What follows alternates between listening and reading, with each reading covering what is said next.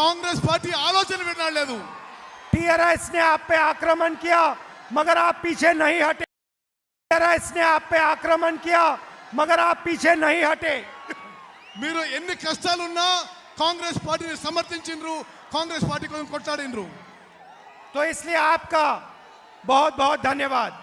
ఇందుకోసమే మీ అందరికీ నా ధన్యవాదాలు తెలియజేస్తాను.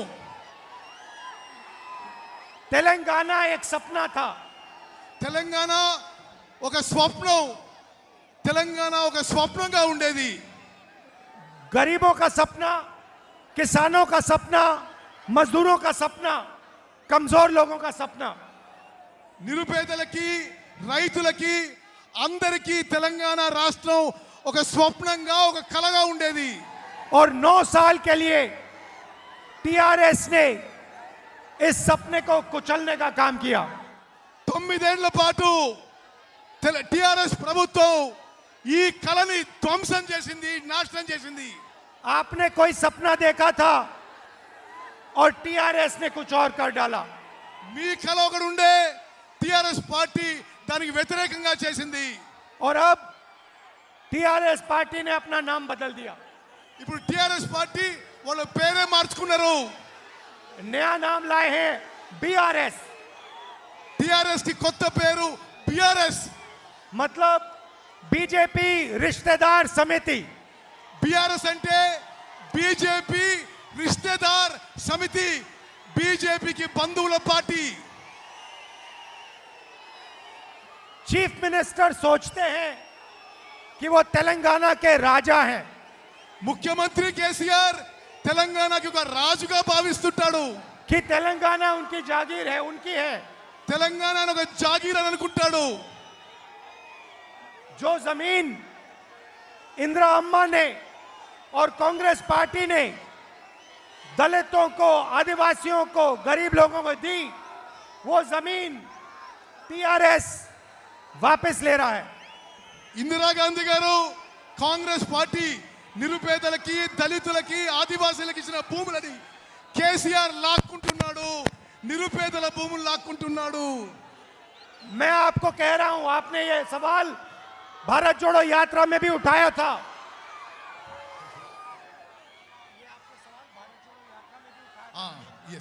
ఈ భూముల విషయం భారత్ జోడో యాత్రలో కూడా మీరు నా దృష్టికి తీసుకొచ్చిండ్రు.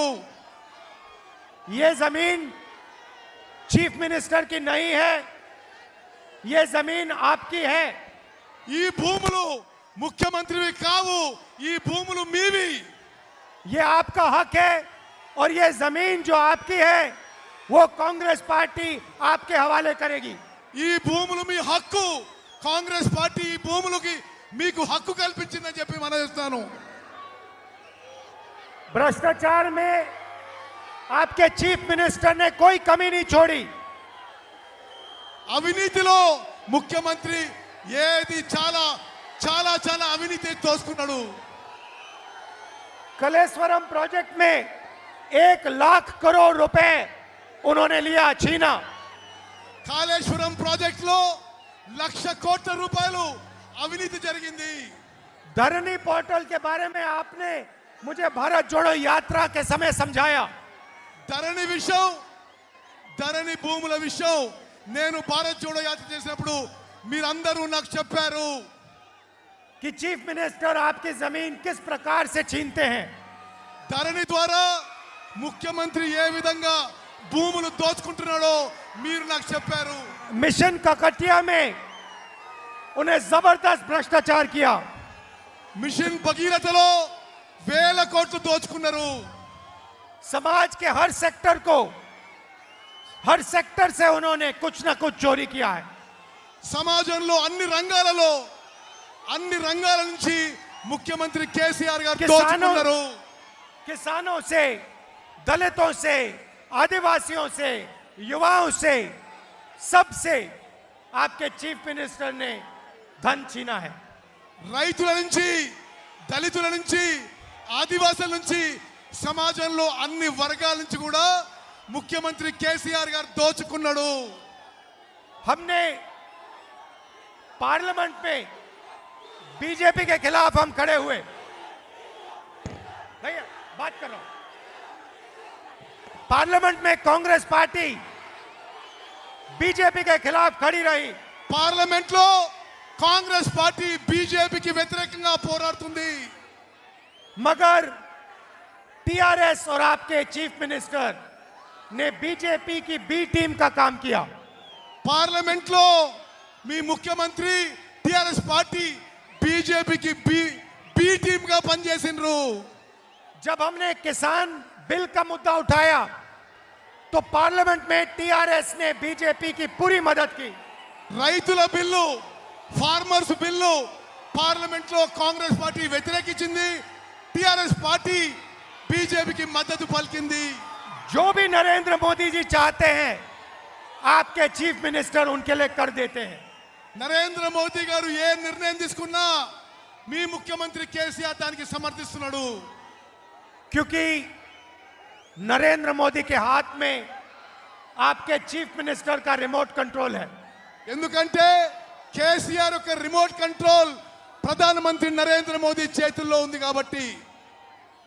कांग्रेस पार्टी ने पहले वरंगल में रायतू डिक्लेरेशन किया। रायतू डिक्लेरेशन కాంగ్రెస్ పార్టీ వరంగల్లో రైతు డిక్లరేషన్ ప్రకటించింది. उसके बाद हैदराबाद में यूथ डिक्लेरेशन किया। దాని తర్వాత హైదరాబాద్ లో యూత్ డిక్లరేషన్ ప్రకటించిండ్రు. और आज एक आपके लिए एक ऐतिहासिक कदम उठा रहे हैं। ఇది ఒక చారిత్రాత్మక ముందడుగని చెప్పి మనం చేస్తున్నాను. చేయూత वायदा చేయూత చేయూత 4000 रुपए हर महीने सीनियर सिटीजन्स विधवाओं के लिए पेंशन 4000। ఒక చాలా చారిత్రాత్మక విషయం నేను ప్రకటిస్తున్నా. పెద్దలకి, విధవులకి, వయసులో పెద్ద మనుషులకి పెన్షన్ 4000 రూపాయలు ప్రకటిస్తున్నాను. ये एक और कदम है गरीबों की मदद करने का। ఇది నిరుపేదలకి సాయం చేయడానికి మరో ముందడుగు. और दूसरी बात, जो पोडू जमीन है, पोडू लैंड, वो हम आदिवासी भाइयों को देंगे। మేము వచ్చిన తర్వాత ఆదివాసులకి పోడు భూములు మొత్తం కూడా ఇవ్వడం జరుగుతుంది. कुछ महीने पहले हम कर्नाटक में चुनाव लड़े। కొన్ని నెలల క్రితం కర్ణాటకలో ఎలక్షన్ జరిగినాయి. उधर भी एक भ्रष्ट सरकार थी। అక్కడ కూడా ఒక అవినీతి ప్రభుత్వం ఉండింది. गरीब विरोधी सरकार थी। నిరుపేదల వ్యతిరేక ప్రభుత్వం అది. कांग्रेस पार्टी ने उस सरकार को परे कर दिया, हरा दिया। కర్ణాటకలో కాంగ్రెస్ పార్టీ ఒక అవినీతి ప్రభుత్వాన్ని ఓడగొట్టింది. कांग्रेस पार्टी के साथ कर्नाटक में कर्नाटक का हर गरीब व्यक्ति खड़ा हो गया। కర్ణాటకలో కాంగ్రెస్ పార్టీతో సహా కాంగ్రెస్ పార్టీకి తోడు ప్రతి కుటుంబం నిలబడ్డది. एक तरफ बीजेपी और उनके अरबपति, ఒక సైడు బీజేపీ పైసలు ఉన్న వాళ్ళందరూ ఒక సైడు, और दूसरी तरफ कर्नाटक के किसान, मजदूर, दलित, आदिवासी, छोटे दुकानदार, माइनॉरिटीज, पिछड़े लोग सब एक साथ खड़े हो गए। వేరే తరఫున కర్ణాటకలో రైతులు, కూలీలు, దళితులు, ఆదివాసీలు, చిన్న వ్యాపారులు అందరూ కూడా ఒక పక్షాన్ని నిలబడ్డారు. और वैसे ही तेलंगाना में होने जा रहा है। తెలంగాణలో కూడా ఇదే విధంగా జరగబోతోంది. एक तरफ आपके चीफ मिनिस्टर, उनका परिवार और उनके 10-15 अरबपति मित्र, ఒక పక్షాన ముఖ్యమంత్రి, ఆయన కుటుంబ సభ్యులు, వాళ్ళ వ్యాపారవేత్తలు, కాంట్రాక్టర్ల దోస్తులు, और दूसरी तरफ तेलंगाना के सब गरीब लोग, दलित, आदिवासी, पिछड़े, माइनॉरिटीज, छोटे दुकानदार, किसान, मजदूर। మరో పక్షాన రైతులు, దళితులు, ఆదివాసీలు, మహిళలు, చిన్న వ్యాపారులు కేసీఆర్ అని కుటుంబానికి వ్యతిరేకంగా నిలబడ్డారు. इसीलिए तेलंगाना में भी वही होने जा रहा है जो कर्नाटक में हुआ. తెలంగాణలో కూడా కర్ణాటకలో ఏం జరిగిందో అదే జరుగుతుంది. पहले कह रहे थे कि तेलंगाना में टीआरएस, कांग्रेस और बीजेपी के बीच में लड़ाई है. ముందంటుంటుంది తెలంగాణలో ముక్కోనవ పోటీ, టిఆర్ఎస్, కాంగ్రెస్, బీజేపీ ముక్కోన పోటీ అని అంటుంటుంది. ఇదరకు तेलंगाना में बीजेपी नहीं बची, खत्म हो गई. తెలంగాణలో బీజేపీ ఖతం అయిపోయింది. उनको पता नहीं लगा. ఏమైందో తెలియదు కానీ తెలంగాణలో బీజేపీ అడ్రస్ లేకుండా పోయింది. जैसे हाईवे पे गाड़ी चलती है और चारों टायर पंचर हो गए, ఒక కార్ నడుస్తూ 4 టైర్లు పంక్చర్ అయినట్టుగా బీజేపీ పని అయిపోయింది. अब तेलंगाना में कांग्रेस पार्टी और बीजेपी की बी टीम के बीच में लड़ाई है. ఇప్పుడు తెలంగాణలో కాంగ్రెస్ పార్టీకి బీజేపీకి బి టీం అయిన బీఆర్ఎస్ ఈ రెండు మధ్యలో పోటీ ఉంది. और जैसे हमने कर्नाटक में बीजेपी को हराया, वैसे ही हम यहां तेलंगाना में बीजेपी की बी टीम को हराने जा रहे हैं. కర్ణాటకలో ఏ విధంగా అయితే మనం బీజేపీని ఓడించినామో తెలంగాణలో బీజేపీ బి టీం బీఆర్ఎస్ ని ఓడించబోతున్నాము. देखिए, विपक्ष की मीटिंग हुई, दिल्ली में विपक्ष की मीटिंग हुई. ఢిల్లీలో ప్రతిపక్ష పార్టీల మీటింగ్ అయింది. और विपक्ष के नेताओं ने कहा कि कांग्रेस पार्टी मीटिंग में टीआरएस को बुलाना है. ఆ మీటింగ్ లో ప్రతిపక్ష పార్టీల మీటింగ్ లో ప్రతిపక్ష పార్టీలు కాంగ్రెస్ ని టిఆర్ఎస్ ని పిలవమని చెప్పాయి. हमने विपक्ष को साफ कह दिया कि अगर टीआरएस इस मीटिंग में आएगी तो कांग्रेस पार्टी इस मीटिंग में नहीं आएगी. మేము చాలా స్పష్టంగా చెప్పినాము, ప్రతిపక్ష పార్టీలన్నిటికీ టిఆర్ఎస్ పార్టీ వస్తే కాంగ్రెస్ పార్టీ హాజరు కాదు అని. हमने कहा कि टीआरएस बीजेपी की बी टीम है, हम उसके साथ नहीं बैठेंगे, हम उसको तेलंगाना से हटाएंगे. మేము స్పష్టంగా చెప్పినాం, టిఆర్ఎస్ తోటి మేము కూర్చోము. టిఆర్ఎస్ బీజేపీ బి టీము, మేము తెలంగాణ నుంచి టిఆర్ఎస్ పార్టీని ఓడిస్తాము. बीजेपी की बी टीम से हम समझौता कभी नहीं कर सकते. బీజేపీ బి టీమ్ తోని ఎప్పుడు కూడా కాంగ్రెస్ పార్టీ ఏ ఒప్పందం ఉండదు. मैं एक और बात कहना चाहता हूं, बहुत सारे ऐसे लोग हैं जो पहले कांग्रेस पार्टी को छोड़ गए. ముందు చాలా మంది కాంగ్రెస్ పార్టీని వదిలిపెట్టిపోయేవారు ఉన్నారు. मैं आपको भी मैसेज देना चाहता हूं. నేను మీ అందరికీ మెసేజ్ ఇస్తున్నాను.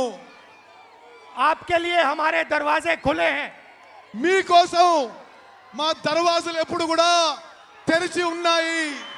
जो भी कांग्रेस पार्टी के विचारधारा का आदमी है, उसके लिए हमारे दरवाजे खुले हैं. కాంగ్రెస్ పార్టీ ఆలోచన విధానం, ఐడియాలజీ యాక్సెప్టబుల్ అయితే ఎవరికైనా కాంగ్రెస్ పార్టీ దర్వాజాలు తెరిచి ఉన్నాయి. जो बीजेपी और टीआरएस के विचारधारा का आदमी है, उससे हमारा कोई लेना देना नहीं है. బీజేపీ టిఆర్ఎస్ పార్టీల ఆలోచన విధానం, ఐడియాలజీ ఉంటే మాకు వాళ్ళతో ఎటువంటి సంబంధం లేదు. और तेलंगाना को एक और बात समझनी चाहिए, तेलंगाना के युवाओं को एक और बात समझनी चाहिए. తెలంగాణ యువకులకి ఇంకొక విషయం అర్థం కావాలి. जो केसीआर जी ने भ्रष्टाचार किया, उसके कारण नरेंद्र मोदी का दबाव उन पर है. కేసీఆర్ అవినీతికి కారణం నరేంద్ర మోదీ గారి బ్లెస్సింగ్ ఉండడం, నరేంద్ర మోదీ గారు పట్టించుకోవడం అని మనం చేస్తాను. लिकर स्कैम में जो भ्रष्टाचार किया, वो सब एजेंसीज को मालूम है. కేసీఆర్ ఏమేం స్కాములు చేసిండో నరేంద్ర మోదీ ఏజెన్సీలకి తెలుసు. इसीलिए मैंने कहा कि टीआरएस बीजेपी की बी टीम है। అందుకోసమే టిఆర్ఎస్ బీజేపీకి బి టీము. और उन्होंने ये बात मान ली వాళ్ళు ఒప్పుకున్నారు ఇది. और अपना नाम बदल दिया। వాళ్ళు అందుకోసమే టిఆర్ఎస్ నుంచి బిఆర్ఎస్ అయిపోయినరు. बीआरएस का मतलब बीजेपी रिश्तेदार समिति। బిఆర్ఎస్ అంటే బీజేపీ రిశ్తేదార్ సమితి అంటే బీజేపీ బంధువుల పార్టీ. और इनको हम यहां से हरा के दिखाएंगे। మేము తప్పనిసరిగా బిఆర్ఎస్ ని తెలంగాణలో ఓడిస్తాము. कांग्रेस पार्टी के कार्यकर्ताओं से कहना चाहता हूं, आप हमारी रीढ़ की हड्डी हो। కాంగ్రెస్ కార్యకర్తలకి నేను సభాముఖంగా తెలియజేస్తున్నారు, మీరు మా వెన్నుముక. और आप टीआरएस को बहुत आसानी से हरा सकते हो। మీరు టిఆర్ఎస్ పార్టీని చాలా సునాయాసంగా ఓడించగలుగుతారు. आप में इतनी शक्ति है। आपने कर्नाटक में अपनी शक्ति दिखाई, अब यहां तेलंगाना में अपनी शक्ति दिखाओ। కర్ణాటకలో ఏ విధంగా కాంగ్రెస్ కార్యకర్తలు బీజేపీని ఓడించిండ్రో తెలంగాణలో కూడా మీ శక్తి చూపెట్టి టిఆర్ఎస్ ని ఓడించాలి. दिल से आपका धन्यवाद। మనస్ఫూర్తిగా మీకు ధన్యవాదాలు చేస్తున్నాను, కృతజ్ఞతలు. और एक बार फिर आपने इतना प्यार दिया, यात्रा के समय इतना प्यार दिया, इसके लिए दिल से धन्यवाद। మీరు ఎంతో ప్రేమించిండ్రు, మనస్ఫూర్తిగా మిమ్మల్ని ధన్యవాదాలు తెలియజేస్తున్నాను. बीजेपी का काम नफरत फैलाना, कांग्रेस पार्टी का काम मोहब्बत फैलाना।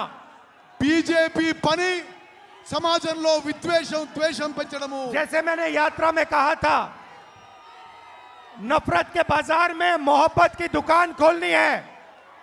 నేను యాత్రలో చెప్పినట్టుగా విద్వేషం ఉన్న మార్కెట్లో ప్రేమ అభిమానం ఉన్న దుకాణంకు తెరిచినము. नमस्कार, जय हिंद। నమస్కారం, జై హింద్. అందరు చేతులెత్తాలి. రాహుల్ గాంధీ గారి నాయకత్వం, కాబోయే ప్రధాని రాహుల్ గాంధీ గారి నాయకత్వం, రాహుల్ గాంధీ గారి నాయకత్వం. 2 నిమిషాలు. రాహుల్ గాంధీ గారు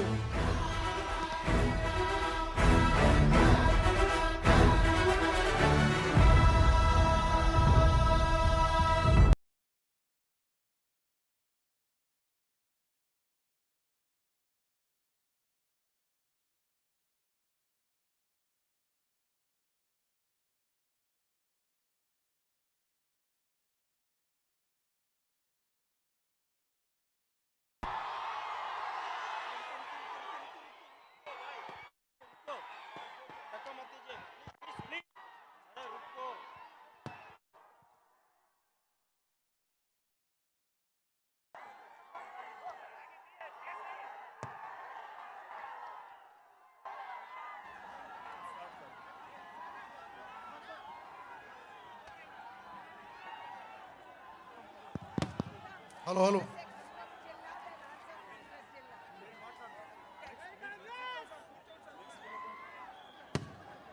మహేష్. మిత్రులారా, రాహుల్ గాంధీ గారు